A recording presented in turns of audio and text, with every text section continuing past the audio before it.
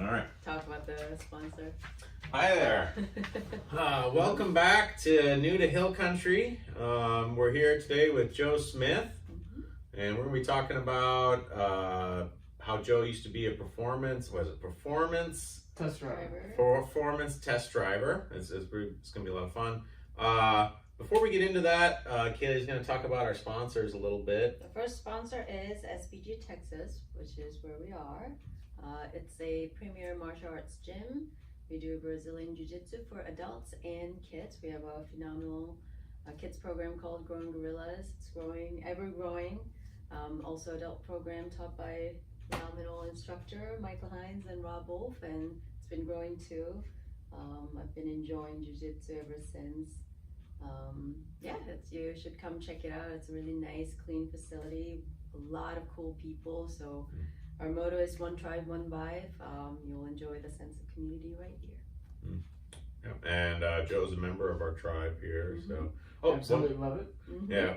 One more sponsor, and I'm wearing the shirt today, but I've got Element.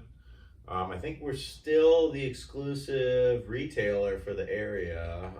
For now, at least, yeah. Yeah, for now. I don't think that's going to remain that way, but if you haven't tried it, it just makes a very big difference in terms of your hydration, just getting things quenched. It's better than water. I don't know. I don't know what else to say. We talk about it every week, consume it all the time. Our people in our community just love it. Joe, I haven't tried it yet. Oh, you haven't tried it? I need to. We got to give you some samples. People are just, they love it, rave about it. Great for, if you're doing sports, great for if you're working outside, but just great in general. I just feel like Tastes good. Yeah, it tastes good, and like you can try to mix up your own electrolyte mix. It's not impossible. You will not. For one, it's going to be more work than you expect, and two, it's not going to taste anything near as good as what they put together. And you won't want to mix it into cocktails like all of our gym members do. So you can make all kinds of great low carb cocktail type things with it. So yeah. Great. Well, welcome, Joe. Thank you. Thanks for Excited to be here. So, Joe, tell us about your relationship with Hill Country. Like you came here when, why, stuff like that. Okay, so we moved here back in 2016. We were living in San Angelo, Texas, out west Texas, and just looking for a change. We really liked the area. We kind of went and looked at a bunch of different places, like up by Dripping Springs, and looked at schools and all that. And we really liked the Smithson Valley schools. Yep. And just kind of we're out one day, found a really unique piece of property, and just were able to get it. And so here we are. Cool. Yeah. And are you from Texas then originally, or where? So originally, I'm from Kansas City. Okay, right. Was actually born in Nebraska and grew up in Kansas City. Okay. But I moved to Texas back in 2004. Okay. All right. What originally brought you down to Texas? So as a young kid, I always wanted to drive fast. Kind of was my motto. And so I went to engineering school because I wanted to learn about race cars and engineering race cars, and through that, Goodyear was one of our sponsors for our race team. We built a race car, and we went to a thing that Goodyear put on basically, and I met one of the test drivers, and he gave me his business card, and it said performance test driver, development engineer, and so at that point that's what I wanted to do. So as I kind of was getting out of college, I was working in a cubicle, and didn't like it at all. Sure. It was not the life for me, and so I found the job at Goodyear and just kind of worked out, and that's what brought me. So. Let's go back a little bit. Where did you go to school, and what were you studying stuff? So I went to KU, Kansas University, Jayhawks, and for mechanical engineering. Okay, all right. So I graduated in 2003. Okay, all right. So. I got my bachelor's around 2002, I think. Okay. Yeah. Sounds right. Yeah. When did you graduate high school in? 98. Okay. So Yeah. you're 1 year ahead of me. I see. Okay. Right. Yeah, it's interesting. So you were with mechanical engineering as a background, were you using that in the test driving as well? So it was a not? prerequisite to be a test driver.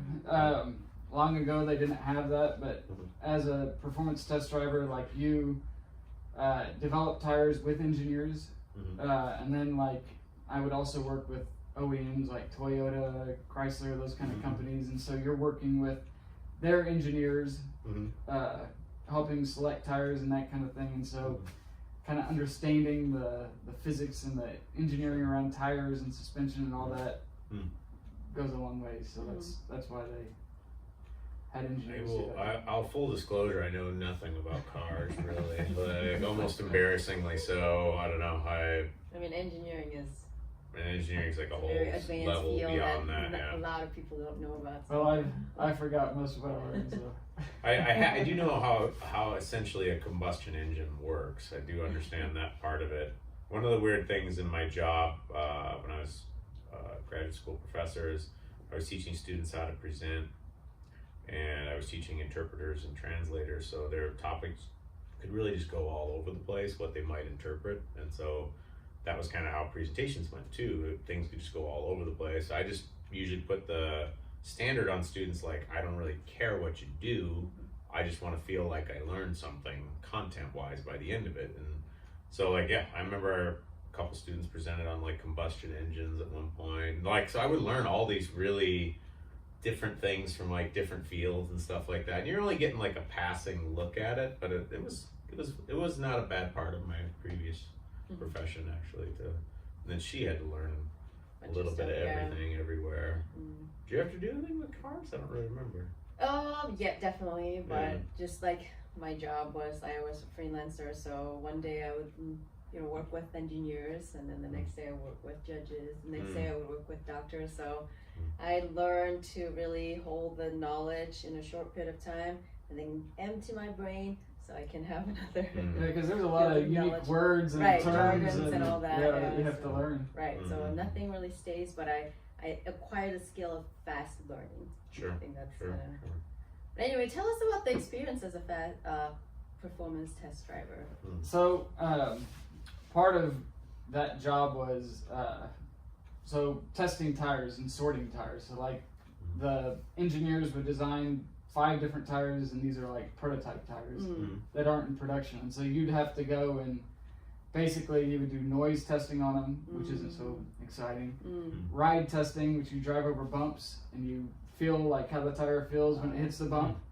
Also not all that exciting. And then there was like high speed handling, where like you do a lane change at 70 miles an hour as fast as you can, like cars sliding sideways, have to wear a helmet. And basically what you're trying to do is go out and determine what the characteristics are of the tire. Like, is it loud? Does it have any resonance issues? Like, does it have a handling problem? Like when you did your lane change, did you spin off the track because it has bad grip or bad, whatever characteristics? And so that's basically what you do. And you'd go out, you'd go on one set of tires, drive it, and every time you went out and drove it, it's the exact same. Like you have a certain, thing that you're doing the exact same time every time. So you go out on one set of tires, come in, people change your tires, and then you write down how that tire performed. And then you go out on the next one and you rate it on a 1 to 10 scale, quarter point increments. Do they let you know which tire you're driving with, or do they keep you blind to try to keep you a little more? Yeah, so like they tell you some things, but like, all that, so like there's benchmark tests where you go out and test completely different tires. And then there's like an internal development where you would have, 5 of the tires and they all look the exact same. And there's just very minor details that are different, there's a piece of rubber in the sidewall called an apex. So like different apex height or different width or a different material. And so like we can see sometimes like what they did, but for the most part, it's the same. Yeah, we don't really know what they did inside the tire. But there's so many things in tires that, like there's belt angle and that makes a difference, and there's different overlay and just all kinds of stuff, and it makes a huge difference. Like steering, like some tires like you can do this and nothing happens, you know, and then you have a real high performance tire with all the, you know, big apex overlay, all that stuff in it, and like just the littlest motion like moves the car. So it's it's really interesting. Tires are extremely important. It's basically what I got out of that. Don't go cheap on tires. Like, yeah, do your research, get good tires. So. I've probably always gone cheap on. I didn't really. I mean, we owned a car in Korea, but I was really always referred to as her car, not our car, because I never drove it. I would just public transit for the last, about 15 years of my life. I really barely ever drove. It was just riding bus, riding the subway, riding the train, and walk and things like that, which I actually really enjoyed. I don't actually dislike driving. Just driving in Asia, it's not so much. I just in a big city. It's a little stressful. Yeah, driving in a big city is better put, I think. New York, Chicago. Anywhere you go, it was just really it was stressful, just like too much stress added to your day. Is it dangerous? Like, was it dangerous? So I worked there for 6 years, and I drove nearly every single day, and didn't get hurt at all. Went off the track once because there was a brake problem, and it just no real issues. Not like say I went off the track once. There was other times that maybe I went off or didn't go off. I'm not gonna admit that I did, but yeah. So there were some times where I was kind of screwing around and might have gone off, but yeah, for the most part, no. I got on two wheels like 3 times. Okay. The car was about to roll, and I was able to make it not roll. So. What was the impetus for that? Like, was when you were like doing the lane testing or something? Or? Yeah. So.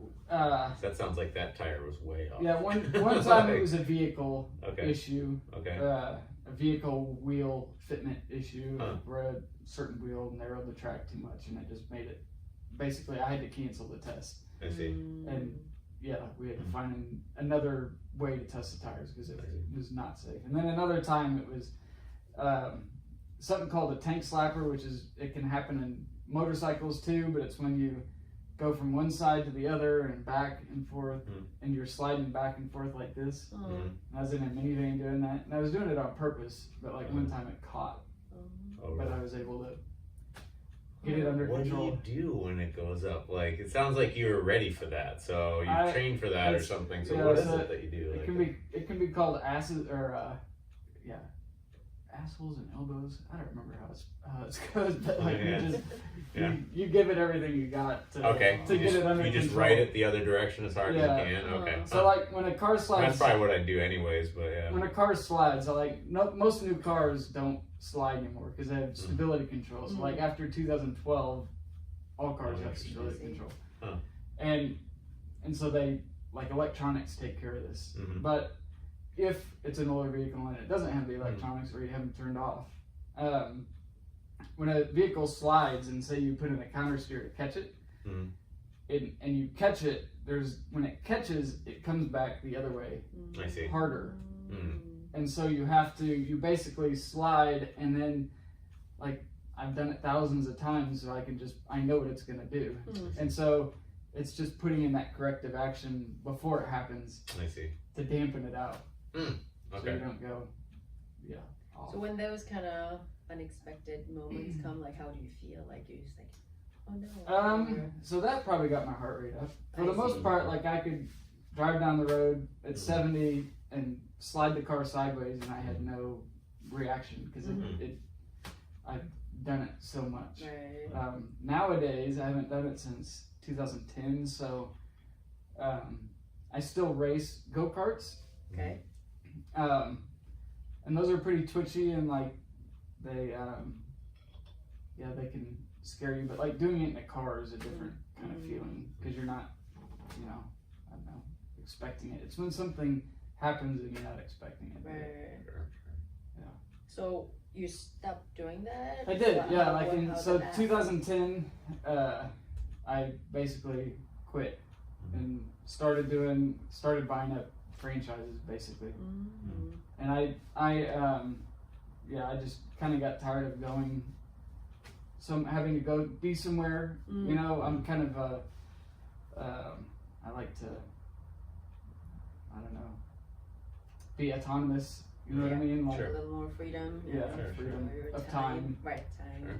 And that's what I was trying to do. So, So what do you do now, and how is your schedule? Did you achieve that? so I own franchises, kind of in Waco, Texas, and then out West Texas and New Mexico. Yeah, and so I just, you know, I bought my first one when I worked at Goodyear, and then, you know, bought another one, and then I got basically to where I, you know, was able to replace the income from Goodyear and buy health insurance, all that stuff, to where I could basically leave that and just kind of, and then over time, you know, you just kind of keep acquiring them. So That's cool. Yeah. That's why you're able to train. There you go. Yeah. Love it.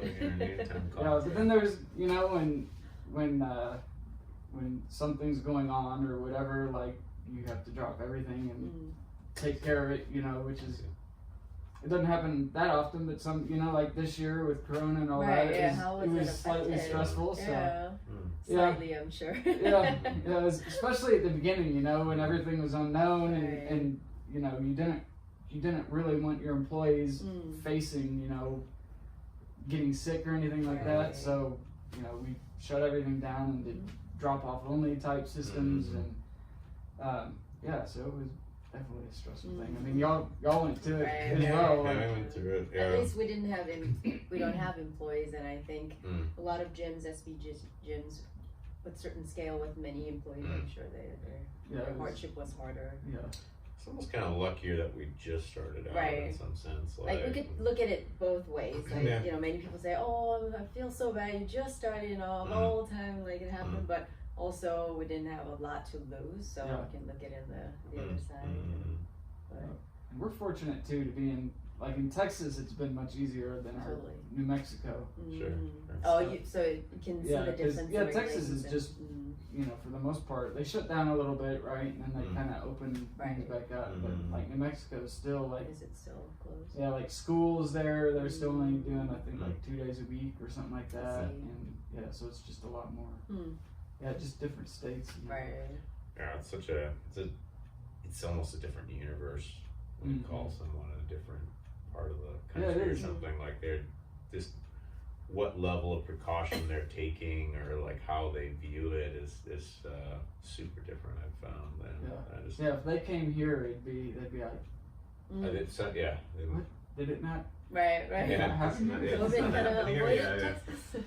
not happen here? As a non-American, I do see it more and more. Like different states almost feel like different countries. Yeah. It's a whole continent, so kind of like Europe. You know, they're together, but which is kind of cool. Like in my opinion, you know, that's what creates. You know, if people want certain policies, they can go to that state. If they don't, they can go to if it was all just ran by one big central government, we'd all be subject to whatever the rules are. So it's nice to have that difference, you know. I totally agree. It would be hard to with such a big. It's hard in a big. Like, America's just geographically speaking huge. Like that makes the idea of centralizing everything particularly challenging. Yeah. It's just hard to have that kind of overreach versus like we're in Korea. Like it's just so physically small. You have a lot of people. Is Korea like? It's like the size of Iowa. Oh, really? It's like, size of England, Okay. That's got 50 million people there. So it's very dense. Really? I didn't even. I thought isn't England bigger? Maybe. I think England's physically larger. Not the UK, but England, but maybe bigger. I could be wrong. I pay very little attention Don't quote to myself. Yeah, I know it's about the size of Iowa because I'm from Iowa. It is small, so it's like, very dense, Where in densely Iowa? populated.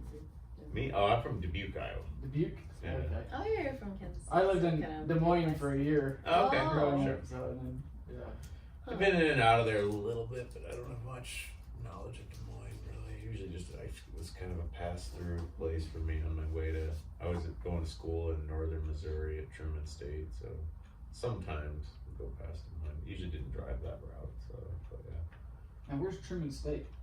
Kirksville, Missouri. Okay. It's like super small town, 14,000 people. It's actually fantastic. Like I don't know, a lot of people spent a lot of their time at Truman State complaining about how small town it is. Usually because they were coming from like St. Louis or Kansas City or something, and I don't know. I think I always feel like everything is just kind of what you make of it, really. Like, if you made the most of Kirksville, it was awesome. Like, we made our own fun. We weren't just consumers about everything. We got really active and creative and made things and stuff, and it was fun. It was good years of my life. So, yeah. John Tarpoff, who you're training with today, Oh, okay. he went to Truman State as well. Really? Yeah, we went there at the same time. Even we went there at the same time. Yeah, like he was only there for about 3 years. I thought. I don't. It was. We talked about it, I think, on his podcast when he came on. Right, I remember that. Yeah, but yeah, we started at the same exact time and everything. For all I know, we dated the same girls. I have no idea. Like I don't know that we ever met or shared classes or anything. But yeah, we were there. He started in like fall of '98. I was there fall of '98. He was playing football though and stuff, so I don't remember knowing anybody on the football team. So That's crazy. yeah. Now, did you go from there to straight to Korea, or? No. The abroad part of my life began in my graduate school years, also at Truman. I was doing an education degree. And I was really fully expecting to be like teaching in a high school. That's what I trained to do, and that's what I thought I would do. And I went and did a teaching internship in Germany, Baumholter, Germany, on an American base there. And like everyone had to do a teaching internship for the masters, and I just did it through the Department of Defense. They had a program that came in and talked to us. I was like, oh, that sounds really cool. I'd never been outside the country. Well, I'd been to Canada.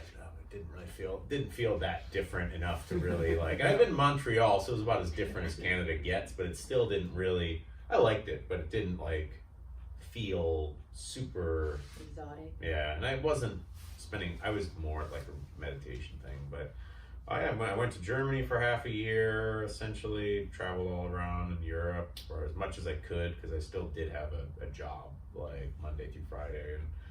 And then, I just had that travel bug after that and came back, and a friend of mine just said, hey, like, come to Japan. That's really cool. Like, and he kind of offered me a job. I didn't get that job, but the parent company saw my application and got me in a different position in a different part of Japan, and was there for 2 years, came back to the States very briefly, didn't really feel like I don't know, just wasn't feeling it. That's the bottom line of it. And somebody convinced me I should go abroad again, and ended up going to Korea. Thought I'd be there for a year, and was there for 13 and a half years. Like 3 years into it, I thought I was done. I was like 3 years into it, I think, is when I started working at the graduate school, and was like, all right, I just landed like my first real job in some sense, and I was like, all right, I'm gonna be done in a year though. I'll move on to like Thailand or something. I want to live on a beach or something. And then I met this lady here, and that changed the course. In that first year y'all met?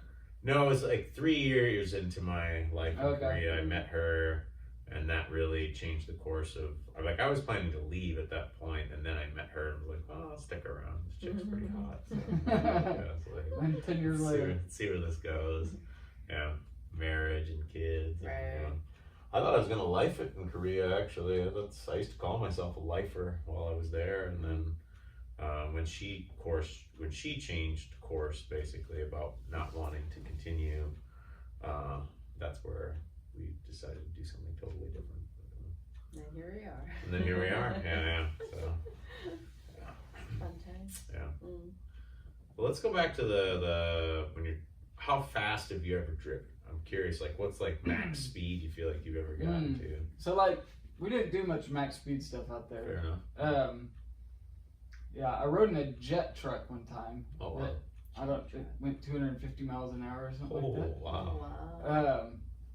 Yeah, and how did it feel to drive that? it happened so fast. Yeah. Yeah, it was at a. My wife used to work at an airport in San Angelo, and they had like a air show, and some guy was there at the air show. Like they brought him in, and he had a jet truck, and it's like a Dodge Ram, like. Completely gutted, and they put a huge jet engine in it, and so like I was chatting with the guy, and he's like, "Hey, you want to ride with me tomorrow?" I was like, "Okay." He's like, "All right, well, bring your suit." And so I showed up, got my suit on, got my helmet on, and all that, and got in the truck, and like he's got this roll cage, and like on his side of the truck, like he's goes around his head, like just super stout, all this stuff, and I've got like one little bar that goes across my side. I was like, this is a little sketch, and but yeah, he just took off. Oh wow. And then they put out parachutes to slow down. Oh wow. And he's like, yeah, I had to, cut off the engine. I was like, oh, why is that? He's like, because the front started to lift off. And I was like, oh cool. Yeah. That's not scary at all. He just about took off. Huh. Good to know. Oh wow, that's crazy. That is crazy. I'm sure that the moment of him having the roll cage and you not having the roll cage. Yeah. Like, Some like Tarantino movie some years back where the murderer has the roll cage in the car and he kills the people and the passenger or whatever. That's immediately what came to mind. I feel like it was Kurt Russell was the bad guy in that or whatever. But yeah, I don't remember what that movie was called. But I probably wouldn't do that now. Yeah. I'd be like, oh, you just knowing it. Yeah, sure. Do you miss it now? Like, kind of driving? I don't know. Like, so the guys that I used to drive with, I still talk to them quite a bit. So, like when I was leaving, a new guy had just started, and I went part-time. I went part-time for like 6 months before I totally left. And so I trained him to kind of replace me.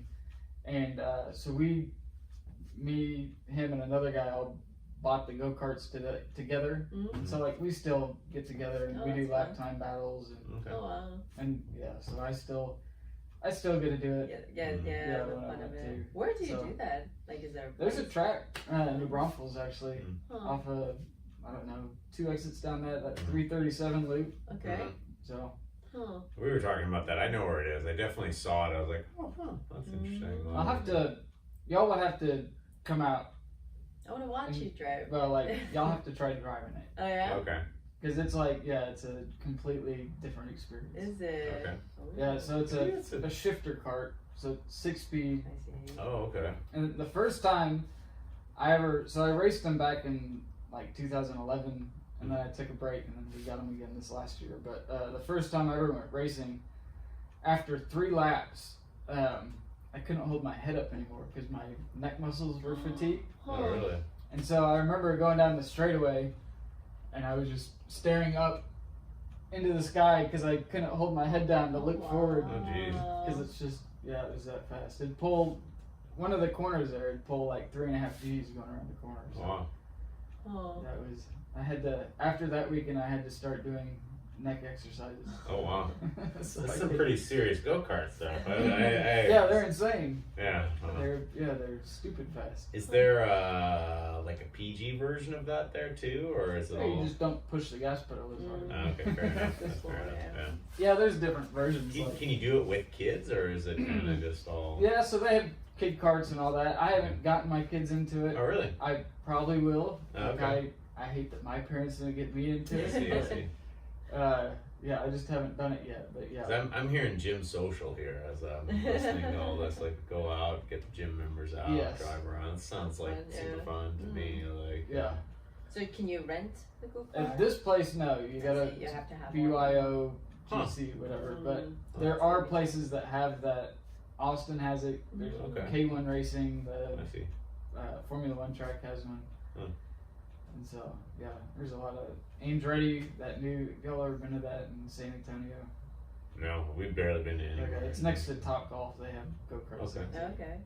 Okay. That's so fun. Interesting. Now I'm picturing your son, Cal. Yeah. Around. Crew and Cal. Those two, I can see them instantly loving it. Yes, I know. Like, here we go. They're very active boys, so they are, I think we it's love it. good. Cool. How are you liking jiu-jitsu so far? So it's your first time? Yeah, doing first any time. martial arts? Yeah, I've never Because your done wife, any. Amber, did judo. She did judo, like, growing up. Her and her brother did it. Like, they travel, they did It was like tournaments. competitive and Yeah, everything. super competitive. And so she hurt her shoulder doing it, so that's why she's not doing That's how jiu-jitsu she's with not. us, because it's, but, I love it. Yeah. Yeah. So her shoulder's still like busted up, but has like messed up mobility. Or Yeah, it's like it's a stability thing. So like it just like any wrong movement can pop it out of the socket. And so she has to be very cautious with it because it can. She's done it so much where she like she had surgery on it, but it still happens.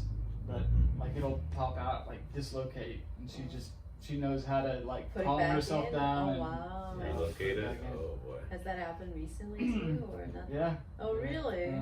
From what? Just weird things. Like it's lifting like the something, first time she ever did it. She probably loves that I'm talking about this, but the first time she ever did it was her first time coming up to Kansas to see my parents. And we were all jumped in my parents' car and we were going to lunch. And she like just reached up, and she was sitting in the back seat. She just reached up and just to put her, because we were all kind of packed in there, so she's trying to make space, and just popped out. Oh wow. So my parents had to pull over. She had to get out on the side of the road, all these cars driving by, and her arms like this, and she's. Oh my god. So it finally, like, she's able to relax, and because most of the time, like, she had to go to the hospital one time to get it put back in, and it's like an ordeal. Like they give you morphine because it's really painful. They put traction on it. They pull it and do all this stuff to get it to go, and it's like super painful. And but for the most part, she's just able to get it back. Yeah. Oh wow. That's so. Yeah. Such a minimal activity It's that terrible. leads to such a. Sounds really debilitating. Like, Yeah, just to worry about. She kind of learned how to manage it, but yeah, can't do jujitsu because of it. Yeah, I don't blame her. Now that I heard the story, I wouldn't push her. No.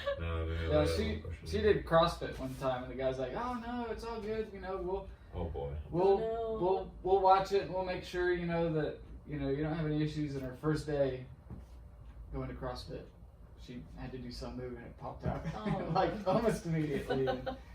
And luckily there is a doctor there that helped her, get it back in. But so what kind of exercise does she do, or can she do? She does a lot of exercise. She just has to. It's really like overhead presses and pull-ups and that kind of stuff. You just have to watch. She can jog and all that. Interesting. Yeah. Oh, that's a really great story. But jiu-jitsu's been fun. Like I've learned so much, and like I don't know, like I wish I would have known this stuff like when I was young, like in high school, and significantly smaller than everybody else. It would have come in handy. That's what everybody says, because like you do, there's always a concern for like soreness and all that. It's like, I wish I'd learned it earlier, sooner. And then we do see younger guys like 18 and they come every day and it's like, are you sore? It's like, no. Yeah. It's like, none of it. It's like, nothing makes good them for you. sore. Yeah. At 18, I don't even remember. Right. I don't remember if I knew what it meant to be sore sort of when I was 18. Is that possible? Sort of like, yeah. But still, having said that, jiu-jitsu is good for any age, people of any age, because it doesn't really require like such a forceful movement. He kind of loves it. Yeah? Yeah, he digs it. That's so cool. He's learning a lot, and like combined with his own inner kind of innate wrestling spirit there, I think he's thriving. Be curious. I mean, it would be really interesting to see him, and like when I look at like Cal and my son Lincoln, and just Cal's 5 as well, right? And it's like they're starting right now.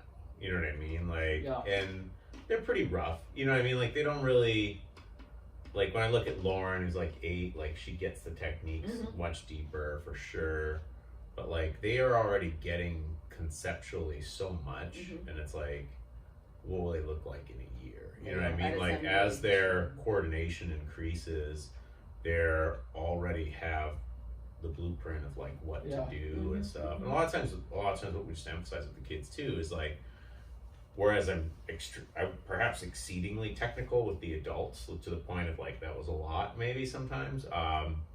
With kids, it's like you scale it back to almost nothing, like, and they kind of find the details on their own. but they're also, their bodies are sort of newer and fresher and kind of less, you know, warped by sitting in chairs and all these things that we've done through and up to adult life. So they find those grooves sort of faster. And yeah, I'm kind of curious to see, like with like Cal and Lincoln, like, man, in a year, what do these guys look like? And then it's like, what do they look like in 5 years? Yeah. You know, like just, yeah, you know, I pity the bullies that want to pick on them later, you know, because it's just going to be like drop to double and put that guy on his back like immediately. And then like just they'll have abilities that they just won't be ready for, you know. Just if you've never trained that, like if you've never gone against someone who's got significant jiu-jitsu training, you have no idea what you're in for, you know. It's a whole other world. Like I've likened it like to, you are now going to try to fight someone who can swim in the water in the deep end, you know, like, and you can't swim, like you've never learned to swim, that person can. I mean, their advantages are that tremendous. So like when I was in Montana, I saw a kids class there. They've been running for 10 years, and their kids classes are really big. A lot of kids are advanced, like yellow belt, orange belt, and then some of the young kids like doing real jiu-jitsu, like they do kind of leadership and free sparring and all that. And it's like, wow, you're so small, and how can you move? And probably they started at like Cal's age and Lincoln's age. So super excited about these young kids who seem like just running around, but actually they're learning a lot. And by the time they get bigger, they're gonna be When I was watching, for me, one of the more I mean, I've seen some people that came up from that, kids and stuff. Like, I mean, there's like Stella Davison is like amazing, and her judo is incredible. But like, just in the classes, like I was watching the leadership class up there, and there's like a girl who's like 16, probably like an orange belt or something, and she tapped like all the boys, like she'd kick all the boys' asses. Like, I mean, they were just like, they didn't want to roll with her, so like they were doing free sparring, and they knew jiu-jitsu. They had some jiu-jitsu in there, but she was clearly ahead of them, had trained longer, and just, it was like she would take them like with like a smirk on her face, like it was like, come on, come to the dog, you know, like, and it was just sort of like, it was like, and you wouldn't look at her and think, she wasn't big, she wasn't imposing, she didn't have some crazy physique or something like that. She just looked like, I mean, she might even have been 16, might have been 14 or something, somewhere 14, 16. I think she was in high school, but she didn't look like, oh my God, or something, you know, like, yeah, of course, you know, because of course she can roll these boys. These boys were bigger than her too, and it was just like, she would just kind of sit and like just start working from closed guard and just choke them in like a second, basically. And they would look like, oh, it's like your turn, and be like, oh, like they're like they just knew they were gonna get beat. Like, yeah. So that was like, to me, that was like, oh, that's fascinating. Like, this is, and these kids, keep in mind, are true resistance. You know what I mean? Like those kids already know jiu-jitsu. Yeah. They had belts, you know, like they'd been around for a year or two. You know, like she was just 3-4 years ahead of them, and it's like, if you took her to someone, again, her age, her size,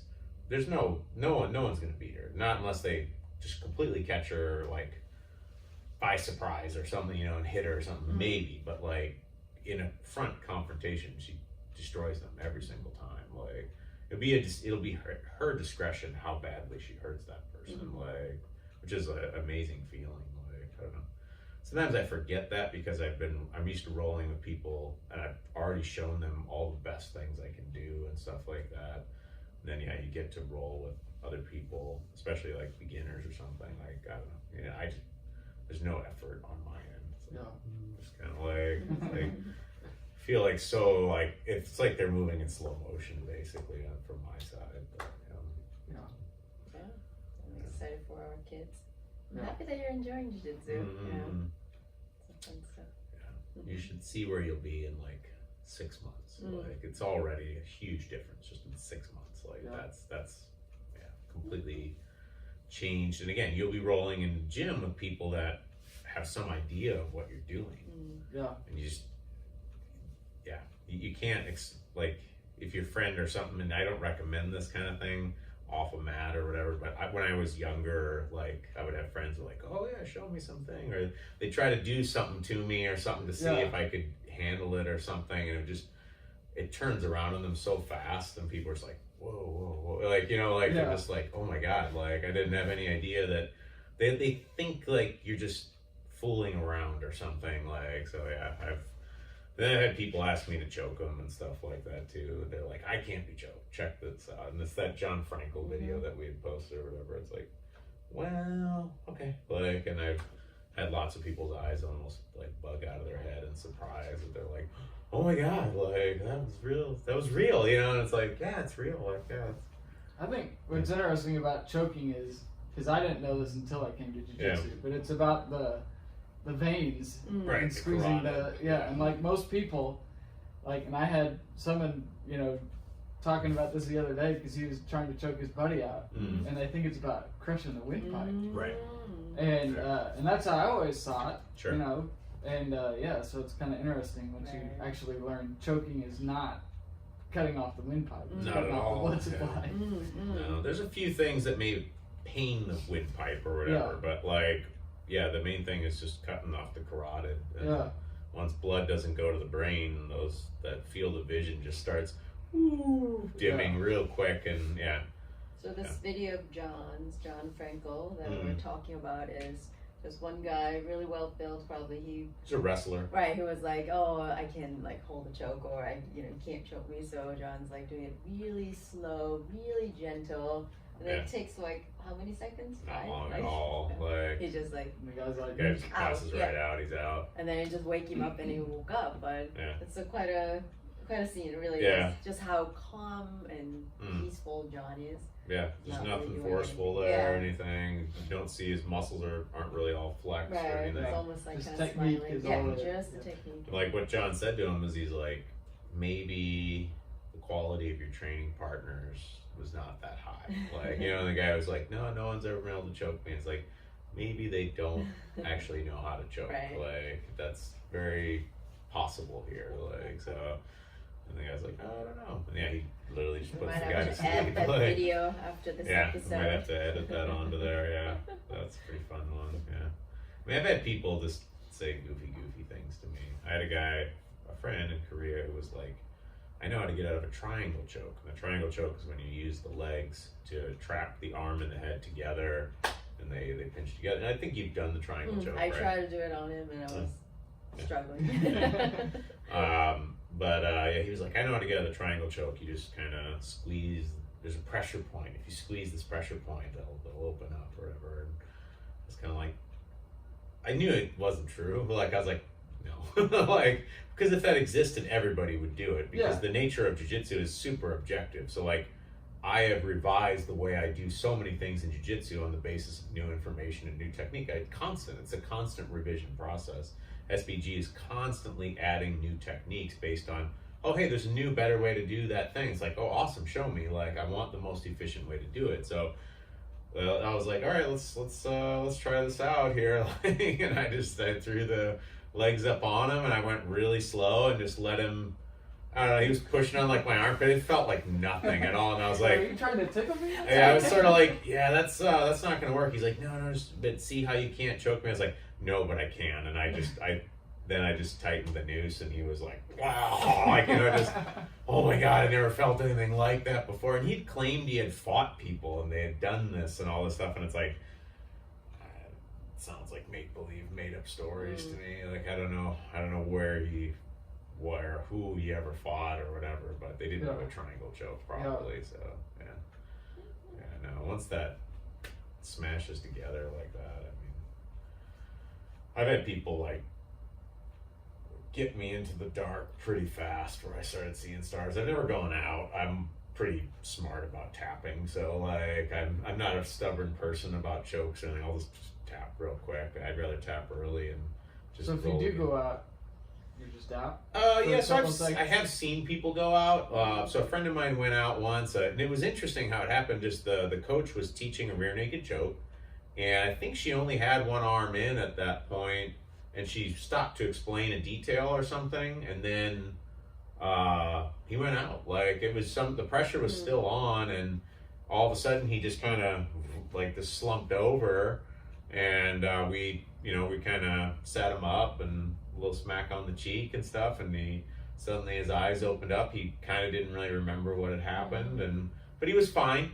That being said, I'm pretty strong with the kids and even with the adults. Like, it's not a party trick, because I would only choke someone unconscious. I would never choke someone unconscious just to see what happens. Like, that is a horrible idea. There is a really small potential for like medical concern. There's people that might have some sort of condition that you've cut blood flow to the brain. I mean, like, you got to take that kind of seriously, what you've done to that person. And, there are some very slight possibilities of certain medical conditions, but, so I would never just go out. There's no value to that whatsoever. When I see fighters do that in like the UFC or something, I'm like, and people are like, oh, he's so tough. And it's like, he's so tough, I guess, but like, there's no toughness. Like, he's just going to go unconscious. Like, there's nothing else that's going to happen except potentially he could have some health problems.